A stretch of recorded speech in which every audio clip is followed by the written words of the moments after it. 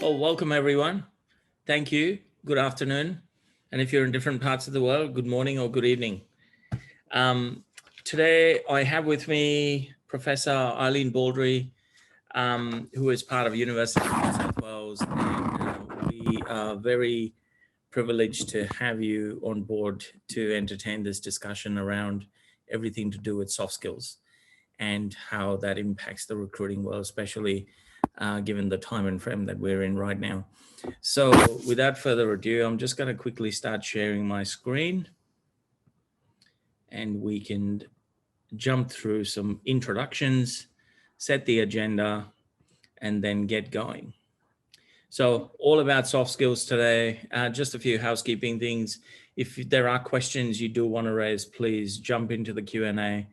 And definitely, open up those questions. We will field those towards the end of the webinar, and I'm looking forward to that. So first of all, Eileen, a very great introduction. Please take the time to introduce yourself to our audience. Thanks, Zubin. My name's Eileen Baldry, and I'm Deputy Vice-Chancellor Equity, Diversity and Inclusion at UNSW, and I'm also a Professor of Criminology there. I am currently on Gadigal land, and I acknowledge elders past and present, and in the spirit of NAIDOC Week last week, I acknowledge always was, always will be Aboriginal land and waters. So part of my background for many, many years has been around equity, building inclusion, building cultures that are diverse and recognize the importance of those things. And I think that's one of the reasons we're here today. Absolutely. Well, thank you very, very much for joining us today.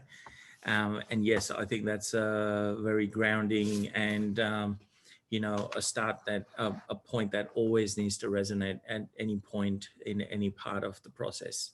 That's it anyway. So very quickly, let's start off with something really, really light and very broad.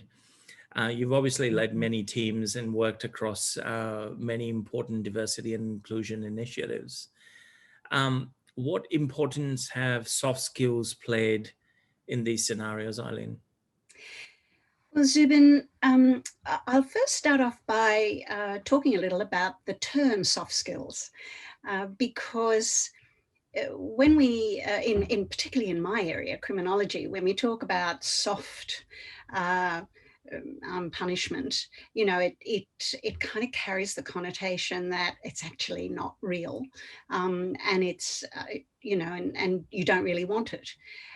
Now, I know that isn't necessarily the way in which it's viewed in HR world and corporate world, but just reflecting a little on this will help us to get to why they're so important. I think what we're talking about here are central, vital skills. And we're talking about largely relational skills. And so rather than them being soft and unimportant, they are extremely important. They are as important in certain positions. And I know we'll get to talk about that in a few minutes, but they are as important as technical skills or physical skills in particular circumstances. So the importance of them is that they can make or break a corporation. They can make or break a workplace. They can make or break capacity to innovate. And so they are extremely important. We are recognizing more and more how important they are, but it's always been the case. And you can go back to, ancient times, and some of the, the writers and thinkers from 2,000, 3,000, 4,000 years ago in China, in Persia, in Europe, although Europe was later, in the Middle East, people recognizing, leaders particularly, recognizing the importance of being able to build teams, for example, being able to build trust, because, you know, things fall apart if you don't do that in a community, and it can also mean the same in a workplace. Got it. Very, very soft introduction to soft skills, and I think that makes perfect sense in terms of you know, bringing it back to the relatability of you know, it is still important, but it's definitely not something that needs to be underestimated, because it is definitely that DNA that sits in. So one of the things that I always have worked out across many different countries that I worked across is, how does one decide which soft skills are actually important for a role? And Yeah. I'd love to hear that from you as well.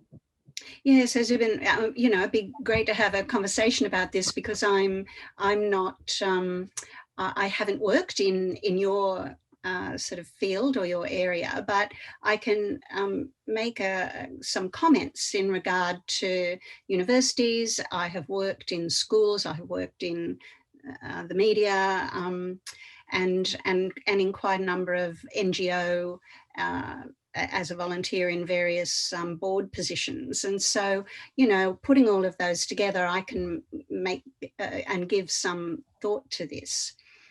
So you've got a terrific list there. The first thing I think I need to say is that not everybody needs to have all the soft skills.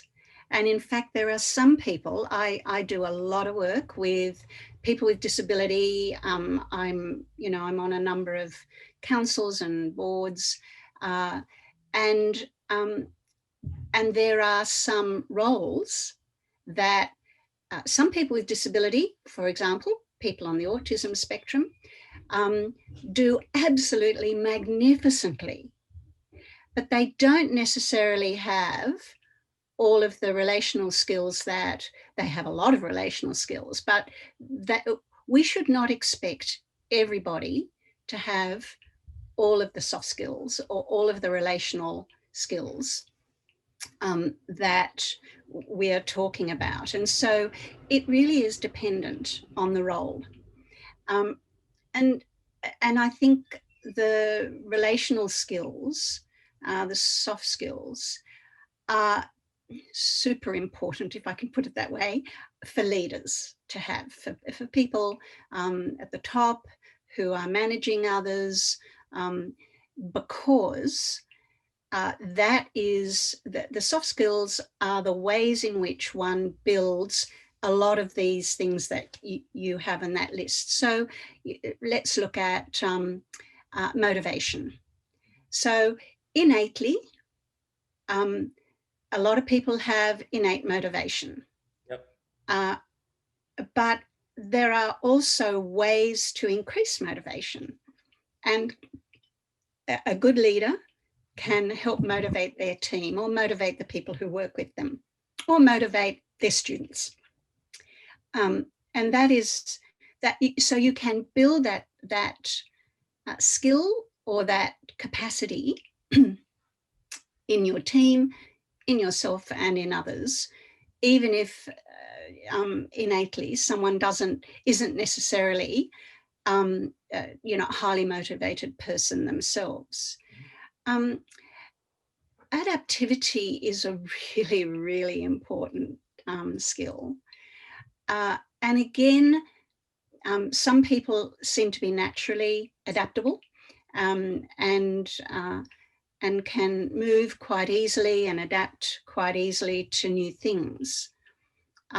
But again, really important for a manager, a leader, to have that skill so that they can help the rest of their team or anybody else in their work area and there are a whole range of things that go with that. For example, helping people, even in the most challenging time, to feel not as anxious as they might. I mean, there are ways to build anxiety and there are ways to diminish anxiety. Now, in a major, like this last year, everybody has been anxious because of COVID. Everybody's been anxious because of their workplace or their schooling or losing their job or not having enough money.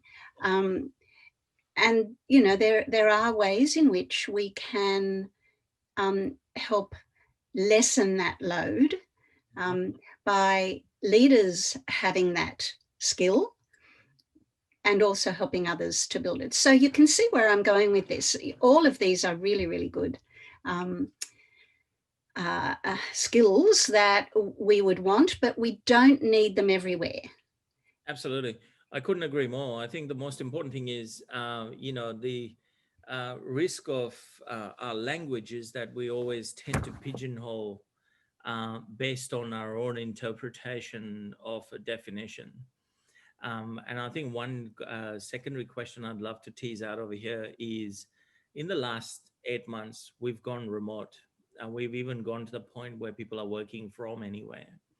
So do you think there's a few soft skills that are really important at an individual level, regardless of the role that they're performing, that have emerged as winners in this period? Absolutely, I think that's right. And my university, like the rest of the world, really, we have been working remotely since March. Yeah. We're sort of starting to go back, but we have all had to zip up the ladder of knowledge of how to work remotely, particularly things like Zoom and Teams for our meetings, but also in our situation, in the university situation, helping students to learn remotely. And it happened very suddenly. So, within a week, we all had to turn around, and so did schools. School education. So a few things that I have seen that are really very important are that all of us need to exercise patience. Because when we're sitting around in a room together, we can kind of jump in a bit, we can raise our eyebrows or smile, or that things that indicate to the rest of the room some thoughts, or that actually you want to get into the conversation. And although we can see those to some extent on Zoom and Teams, we can't in the same way. And so being patient with each other, being kind to each other, because we're all making mistakes in this new sort of world. Listening is so important here, because for many reasons. One is that if you've got more than a certain number in a Zoom or a Teams meeting, you can't see everyone. And therefore, we have to listen really carefully to each other. Now, listening is an absolutely central and important skill, COVID or not. Mm-hmm. But it takes kind of a special kind of listening in this situation. And we've all had to learn that.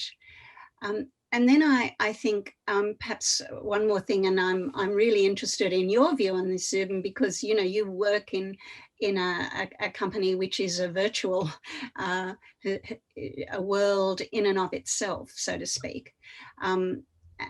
That it also has meant that we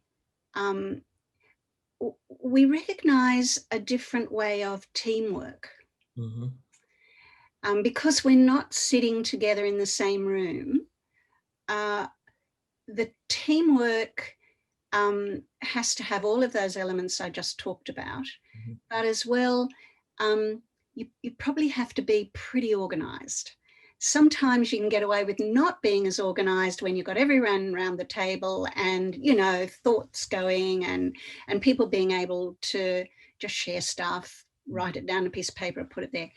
But, you know, when you've got a big Zoom room, that's not quite the same. And so teamwork really requires leadership in, one, inviting people in, because it's very easy, I mean, as it is in a physical room, but even more so on Zoom and Teams, people who are a bit shy or who are not as forceful are even more left out. And so the team leader needs to be even more aware of including and ensuring everybody has an opportunity to join in, even if you can't see that they've got their hand up or saying something. Absolutely. I think that's a very important point where, so we've gone virtually fully remote, and what drives productivity at our end is that whole virtual collaboration piece. So we obviously use many different tools to achieve that. But then at the same time, I think at the core, like you said, there are some very simple basic things that we practice and sanitize, which is all around listening, patience, but then at the same time, you know, also picking up on different motivation levels that might be sitting within that virtual room as well. Yeah. And then, you know, making sure that there's an opportunity to kind of surface that into the discussion. So, and Zubin, I might add another thing in there that when you were talking, it just occurred to me. You've got resilience here, really, really important, along with adaptivity. Yep. And what I think all of us have learned these last 9 or 10 months is that this new environment, for very many reasons, has significant impact on some people's mental well-being and on some people's capacity to join in and do their work. And there could be a dozen reasons for that. And so that's another really important soft skill, if I can put it that way, for a leader, to be alert to that, to have one-on-one, just brief one-on-one conversations, if it's possible, online, because that's one of the things I greatly miss when I'm in the on campus in my office. I'm seeing people accidentally all the time, and I see all the people in my team regularly, and so there is always that, oh, how are you? Oh, really? Oh, that I'm so sorry to hear that, or whatever. That is that kind of informal supportive atmosphere is much, much harder to build online. Absolutely. Couldn't agree more. Let's move to something a bit more pointed. So what do you do when people interpret the same skills differently? So example, communication, what it means to one organization in a contact center might mean something completely different to another organization, which might be, through consulting or wherever. So how do you actually, try and work through this particular problem where everyone brings in their own interpretation? And one of the core reasons for asking this question is because so just a bit about us in terms of the curious thing, as you know, what we do when we say go through the capabilities that somebody designs for a particular interview, and by no means they're a combination of all 10 or 11 of those, it's only 1 or 2 that they're picking in terms of designing that particular interview, to really go, what are the core values that are important? But then how does one interpret that definition? How do you kind of, that difference in opinion of that interpretation? How do you tackle that? Yes, Zubin, this is a really a challenging thing, as you've said, because everyone comes to their role, to their life, with a somewhat different life experience to everybody else. And so what you've just said is absolutely the case. People understand trust. People understand communication. People understand deliverables. Really, everything. People can understand these things so differently. So I would say a number of things. One, that this is where the description in a PD are really important. So, we have our PDs and we're advertising for someone, or we're doing a management catch up with someone in our team, and we have their PD in front of us, and we know what their job is supposed to be and what we expect them to bring to it. And so that is maybe the first place that it is important to define what we mean. So here at UNSW, this is what building community means, or this is what safety in the workplace means, or this is what building a team means. And so there is, in a sense, that's the baseline that the organization, the corporation, the university, the school, the NGO needs to be clear about what we ourselves mean by that. But then I think there is a bit of an iterative aspect to this, and that is that once we have a team,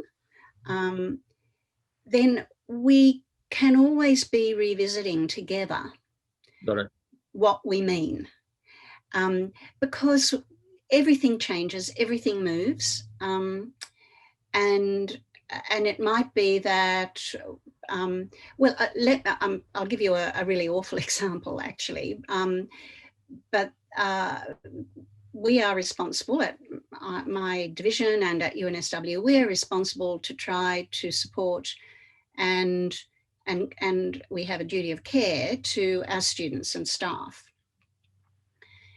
One of the things that has been happening over the last year or two increasingly is really, really awful trolling and online abuse, often not by people in our community, but sometimes by people in our community.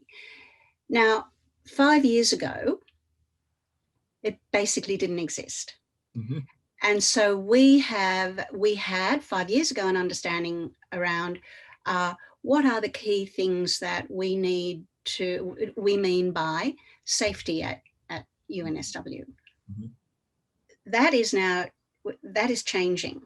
And as I say, it changes all the time, but that's an example of where we revisit things with members of our team to ascertain what do we mean, in this era, in this year, in this particular context. And that was very obvious in COVID.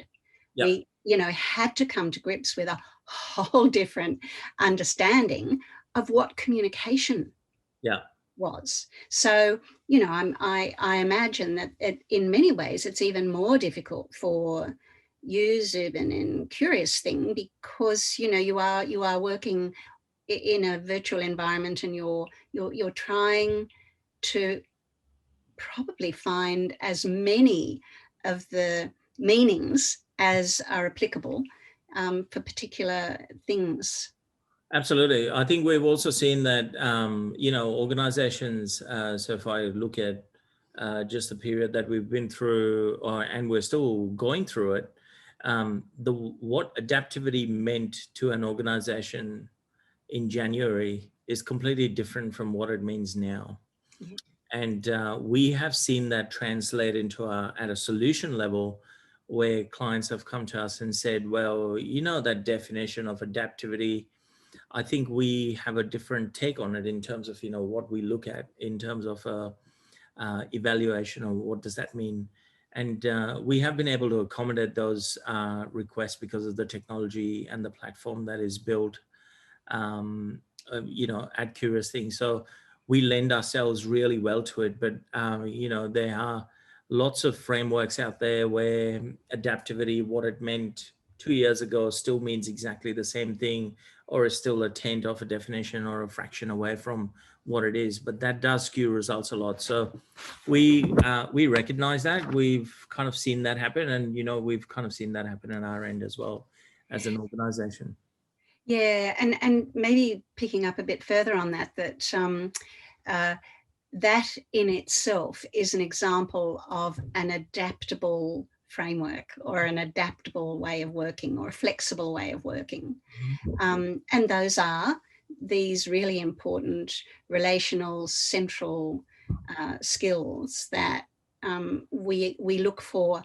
And maybe that goes back, something I didn't say is that maybe we're also talking about not just individuals having those skills, but a whole organization having those skills. And so Curious Thing has built up a range of soft skills, so to speak, in the way in which it operates. So it's kind of built into the nature of the work you're doing. And, you know, and I would hope that we're moving a bit more closely to that in the higher education world as well. Yeah. Absolutely. No, great point. Let's move on to the next part. So how do you look for soft skills while recruiting? Do you have a take on that? Like, you know, recruiters have done a job for a while. They've been used to doing things the way they do. And we, like I said, we all come with the interpretation of what teamwork means because of, you know, what was conditioned into me or what I'll be looking at. But as an organization, how does one look for the soft skills while recruiting? This is so important because you want to employ the right people and the best people that you can for every role. I mean, my view on this is that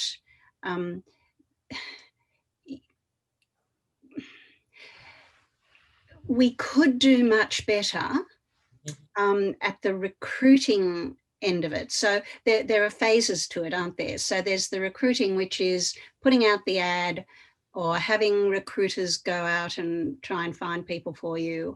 And then there is the shortlisting, the internal selecting, and then there are the interviews and the decision making. Now, at every one of those points, you want to try to ensure that you are getting people with the kind of skills you need for that job. So let me go back to the point I made earlier. Really, the whole range of relational, central, soft skills are needed by managers. Yep. and leaders. And so let's imagine that we're recruiting for a manager position. How do we ensure that they are not culled out in the first phase of either, you know, when we're advertising or when recruiters are going out? And so we say to, of course, we don't use recruiters for all positions, not, but for those where we do, or we have internal people looking and ringing and talking to potential people, we instruct them or we help them to understand we're not just looking for someone who knows how to use a computer, or knows how to split an atom, or knows how to. We are looking for someone with those skills, if that's what's needed for the job.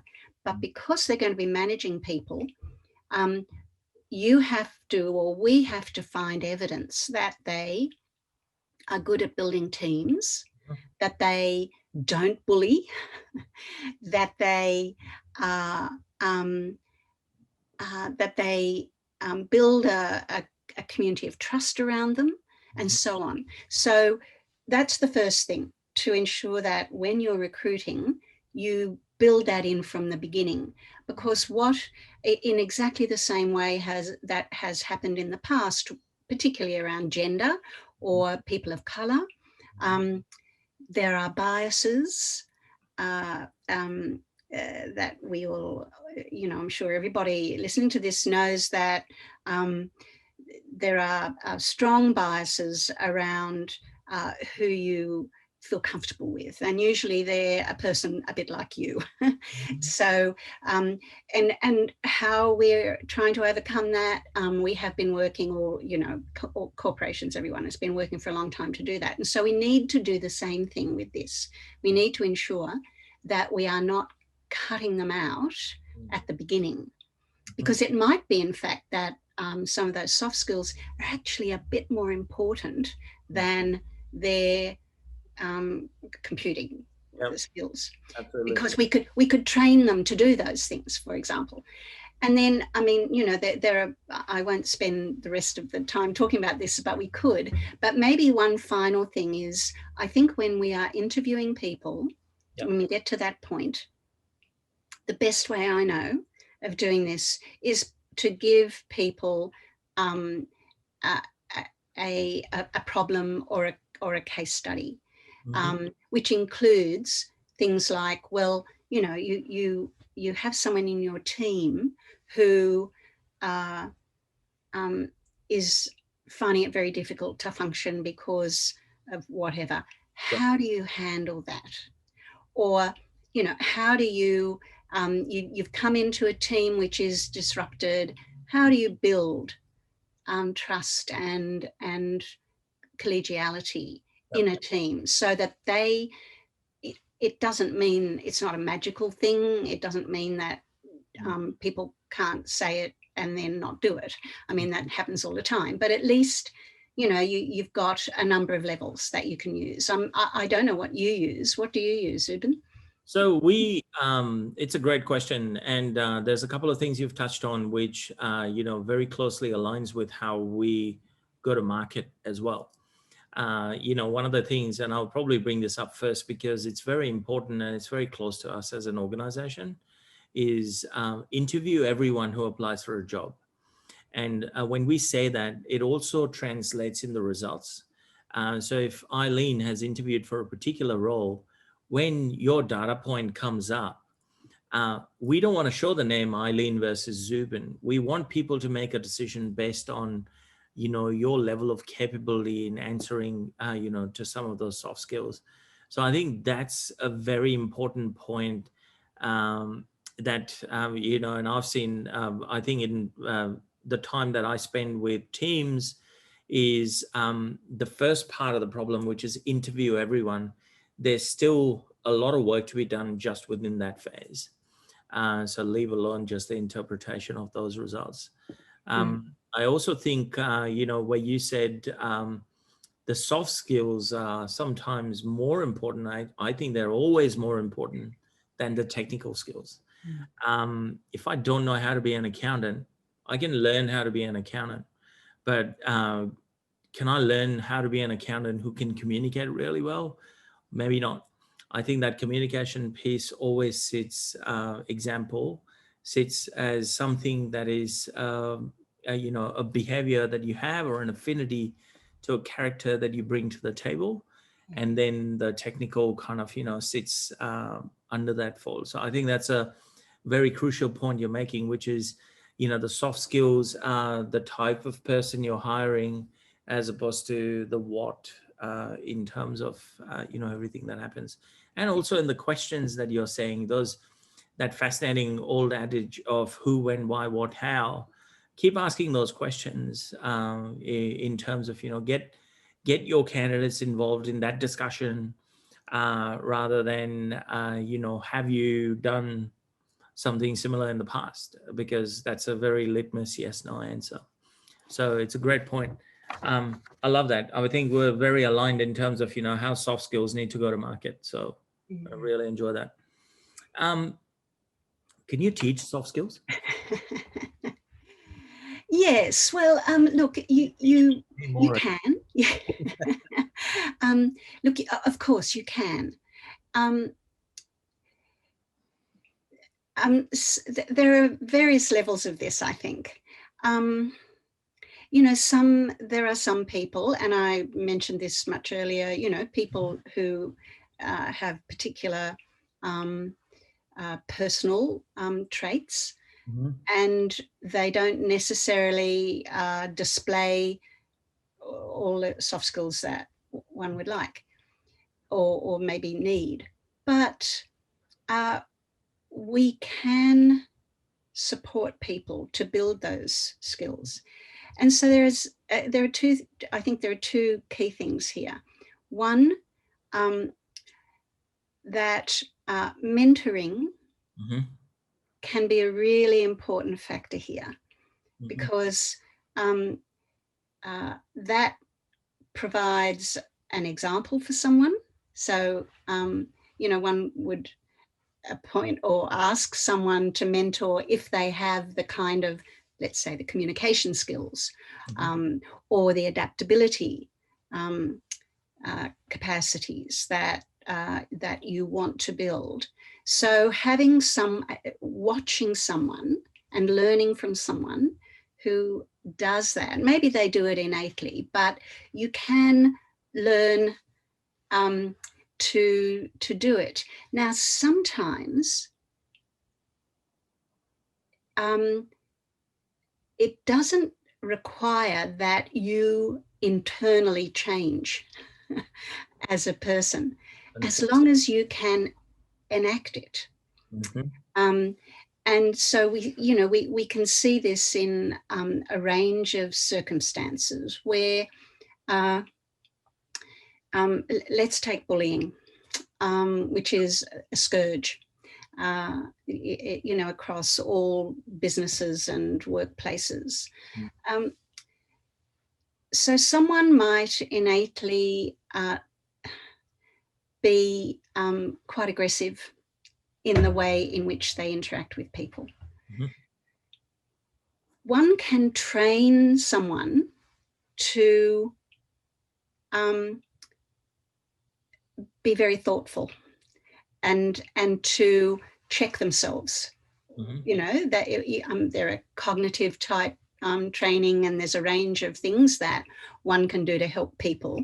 There might be a trigger such as no, I can feel I'm getting upset. Yep. So I'll just calm down a bit. So people can gain capacities in some soft skills, even if you innately are not changed. And then there's there are things that we can do in our teams. So some people are quite impulsive, and they can't necessarily help that. But if we're sitting around the table talking about things, and this person is constantly jumping in on top of people, then there can be, in fact, I've got an example where I do this with someone I know.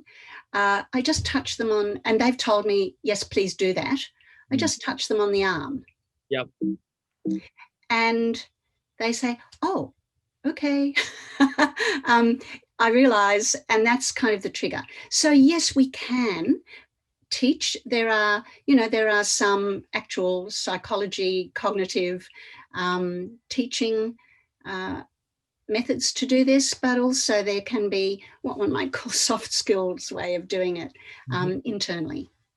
So building that framework of, probably, I think the most important one is identifying there is room for growth. Yes. And creating strategies that help you and keep you in that check or that pathway. Yes. I think those are definitely the key ones. Probably we should have another coffee because you can help me with some of my own strategies as well. Yes. Yes. Well, all of us. Yes. And it's so true, right? We all need that. So I'd imagine with diversity and inclusion initiatives, you might need to teach or strengthen soft skills within existing staff as well. Yes. How has you gone about doing that? Like you were talking about the strategies that people put in place. How have you approached that as a university? So the university is very, very big. So we have 50,000 students, 60,000 students, and tens of thousands of staff. And it is by its nature hierarchical. And so there are a range of things, and there are differences between professional staff and academic staff. So we already have quite a number of dynamics that we have to consider when we're trying to build things. So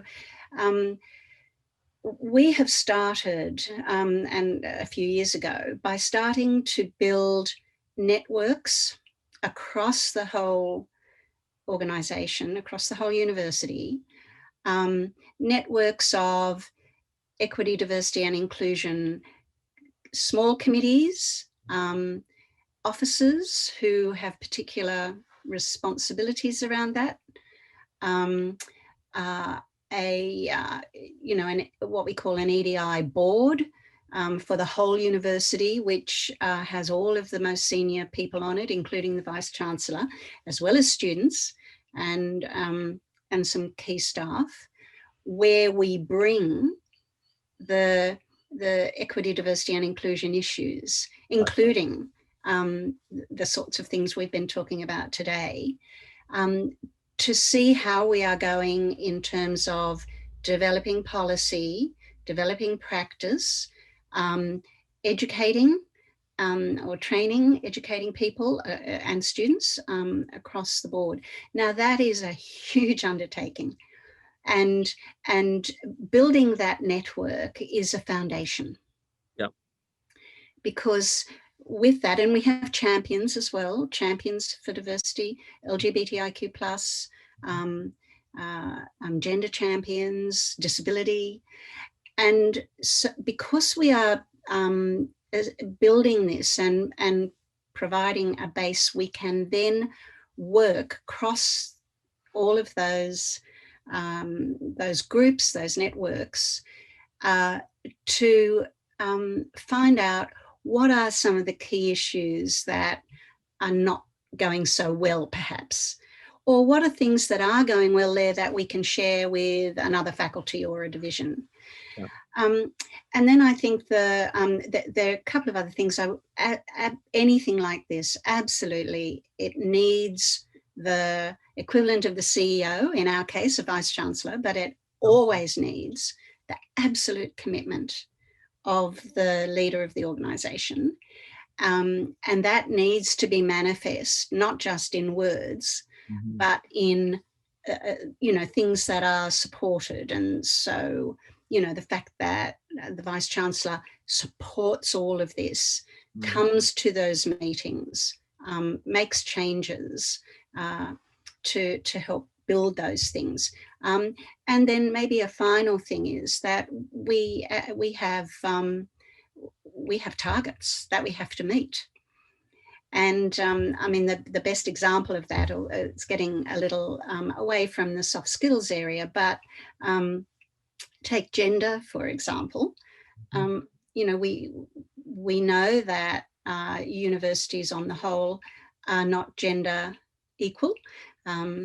There are far fewer proportionally as well as in numbers, but far fewer women than, or female identifying than male identifying professors, for example, across the whole sector.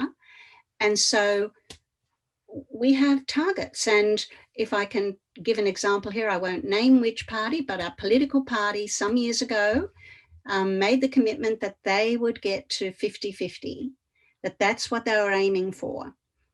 That political party is reaching that. Oh, wow. Another political party said, no, we don't believe in targets or quotas or anything like that. Well, they are actually dropping. So they're below 20%, if I remember rightly. Now, this has been shown the world over, that you give your community, your leaders, the skills to do it, the capacity to do it, the backing to do it, and the incentive to do it. So, yeah. Right. Fantastic. Well, I'm loving this discussion because it's going in directions that are really close to me, but I could talk to you forever, Eileen. And I'm gonna start just in the interest of time. We've got another 10 minutes or so for questions. And at this point, I'd like to open up the discussion to participants in terms of any questions that you might have based on the discussion, or you might have had previously that you'd want to surface or bring to the table. Then now is the time to probably pop those in the Q&A section on our webinar. Great. So right now we have got 2 questions already. First one, what are some of your favorite questions to ask to assess soft skills? Right. Well, if I'm in an interview, for example, I often chair interviews, or I'm on a panel. A question that I always like to ask is, can you give me an example of where you had in a previous job, you had a problem which was to do with you can slot in whichever you like: communication, team building, bullying. What did you do about that? And I'm as interested in failure as I am in success. So I don't always expect, and I'm not always looking for someone to say, oh, well, I blitzed that. No problem, I fixed that.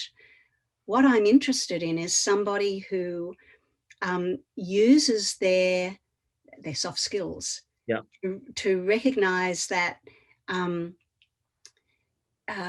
you need to work with someone to address a problem, or you need to work with the whole team, or you need to re-look at your policies or procedures. So those kind of questions always help you to assess whether someone is adaptable, is flexible, recognizes when there are issues that they need to attend to, and you can also ask things like, have you got an example? You don't have to tell me what it was, but have you got an example in your life where you were having a difficult time and you still had to manage at work? How do you do that sort of thing? Yes, take time off. Yes, get support. Yes, talk to your manager. So it's getting a sense of what a person is like under stress and under, I think is really important. Understand. So creating those situations and getting them to answer questions, I think that's an important one. There's a great question over here. How do you objectively identify what soft skills you have, and how do you convince someone you have them? Oh, well, that is a very good question, because inevitably someone who is, let me be frank, a sociopath, and we have some world leaders at the moment who would fit that, always think there's nothing wrong, and that they do have all of the skills that they need. So it's a really important question. And so I think one of the ways you find out what soft skills you have is you ask others. And sometimes people are not going to be honest with you because they don't want to upset you. But if you have, if you have really good friends, or people you trust, and you say to them, please, I need to understand myself better. Your friends can help you do that. But of course there is also,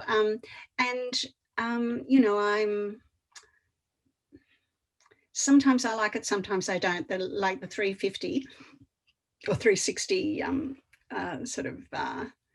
feedback.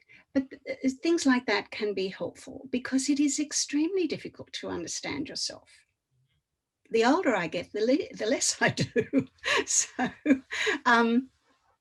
we're all complicated. We're all complicated human beings. So I would suggest that I think other people give you a better sense of what your skills and your innate and your characteristics are than you yourself. Sometimes we're extra hard on ourselves, and that can be as damaging as being completely unrealistic about all of my wonderful qualities. All right. So another great question over here. So that's from an individual perspective, the previous question. This is from more of a recruiter perspective. If you're unsure about a candidate's soft skills after an interview, what do you do? Well, if you think that person is a possibility for the role, and this is kind of what it's hinging on, then you absolutely have another interview, but bring somebody else in. Bring someone else in who might bring a different dynamic into the interview, and maybe pose some different scenarios.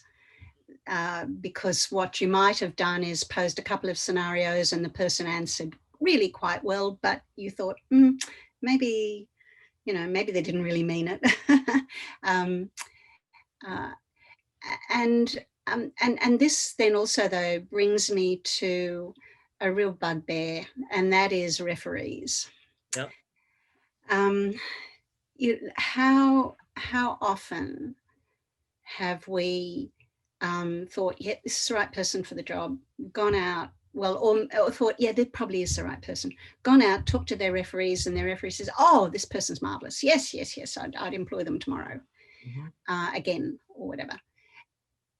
And then you employ them, and actually they're not necessarily what you thought. Yeah. And so this is a plea for anybody who is a referee to be honest, because it's really important. And that helps the person who's recruiting enormously. Now, sometimes you have to take this, with a bit of a balancing act, because sometimes someone has it in for someone. But you can usually kind of work that out, particularly if there are two other referees. So that, I think there are a number of answers to that question. Absolutely. I think it's an important one that you have raised, which is around that whole... Oh, there's some noise. Sorry. Say that again. I missed it. Sorry. I was going to say the authenticity of the reference is a very important one, because you've gone through your validation process And then all of a sudden there is this external input that comes in that could sway or nay the decision in a direction that might, influence everything that you have assessed. There's a question over here on the chat section I've just noticed as well. Um, Schools, universities, and other places, and I think this might end up being the last question. Schools, universities, and other places of formal learning rarely assess the soft skills of their students in any formal way. Yet, as soon as students are applying for jobs, they are seeing job ads listing selection criteria, including many types of soft skills. How can the gap between what places of education assess, Yeah. what places of work want in job applicants be improved? Really, really good. These are all such good questions. I agree completely. I think schools, and then particularly universities, are places where you train people in particular disciplinary skills. Mhm. And that has been seen to be our job, one of our major roles. But I have to say, increasingly, universities are being challenged, well, and schools are as well, are being challenged to also build towards better citizens, better civil society. Mhm. And how do we do that? It is, unless it's a course or a program like social work, where it is part of the skills assessment that you are assessing those skills. That we're increasingly doing it, or trying to do it via what we call kind of the secondary test tamer. That is, we would love, or we want, every student to have a work integrated learning experience, which means that they go into a workplace for a bit like an internship, or what used to be called being an apprentice, but much shorter. But that can be extremely helpful in regard to building up the students' knowledge of, oh gosh, I'm not communicating well, or of the person in that workplace telling them, which is a really important thing to do in those circumstances, for the supervisor in that workplace to tell them, look, you really need to build up your communication, or you need to build up your respectful relations capacity. Now, so that is, it's very small and minor in many respects, compared to the years and years of disciplinary skill. But then I will also add that really, but partly because of this, more and more universities, including ours, are building partnerships with industry. Yep. And that is affecting and putting information into our curriculum and into the way in which we teach, as well as assessing those skills is very, very hard. It's not like sitting down and doing a maths exam where you just answer the questions. And I'm not sure that we are near that yet. But I think we are much closer to working together with industry and with partners to do that. And I'll just give you one little example of that. UNSW is in a thing called a Plus Alliance, which is an alliance of 3 universities across the world, top universities: King's College London, Arizona State University, and UNSW. A couple of years ago, Plus Alliance made a decision to do something radical about engineering, teaching engineering degree, because engineering is still one of the most male-dominated areas. It is still one of the areas that is so needed. I mean, you know, we never have enough engineers in the world. And one where there is, you know, there is not as much diversity in the student body as we would like, not just women, but others. And so they've set up this thing called TEDdy, which is the an engineering design program, and it's based in London. Equal male-female or male identifying, female identifying, ensuring wide diversity from across the world of people enrolling, teaching design skills, and some of those are soft skills, as well as the technical work of engineering. Now, this is an experiment, but already it's gaining a lot of interest because it is beginning to try to, in some way, address the kind of things that the questioner asked. That's fascinating. I think that's definitely a winner, because everything so far is extremely conventional, and anything new always gets, you know, deserves the attention that it does, because people have taken the time to put it together. That's a very interesting course, and it was TEDdy, wasn't it? Yep. Yes, yeah. The Engineering Design Institute. I think that's I think that's its title. Yeah. Fantastic.